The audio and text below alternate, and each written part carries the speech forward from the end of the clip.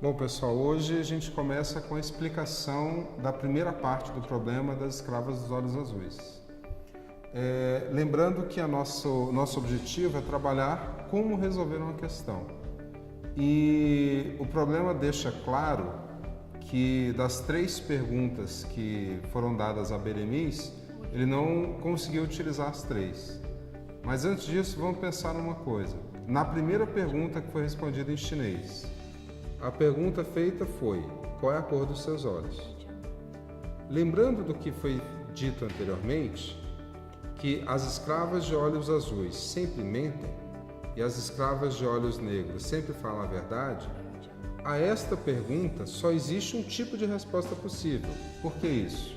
Quem tem olhos azuis não vai dizer que tem olhos azuis, vai mentir dizendo que tem olhos negros. Quem tem olhos negros, só falando a verdade, vai assumir que tem olhos negros.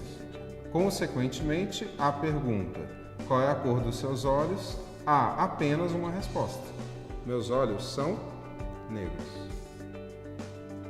Bom, o que significa isso? Ele fez essa pergunta primeira e perdeu, porque ela respondeu em chinês. Mas a pergunta que ele fez a segunda faz com que ele saiba qual é a cor dos olhos da segunda. A pergunta feita à segunda escrava foi: qual foi a resposta da sua amiga? A segunda escrava respondeu: a resposta da minha amiga é que os seus olhos eram azuis. Bom, como não existe esta resposta à pergunta qual é a cor dos seus olhos, ele consegue deduzir imediatamente que a segunda escrava está mentindo. Quando ele pergunta para a terceira escrava qual a cor dos olhos das suas colegas e ela responde: a primeira tem olhos negros e a segunda tem olhos azuis, ele acaba deduzindo que a terceira está falando a verdade. Por quê?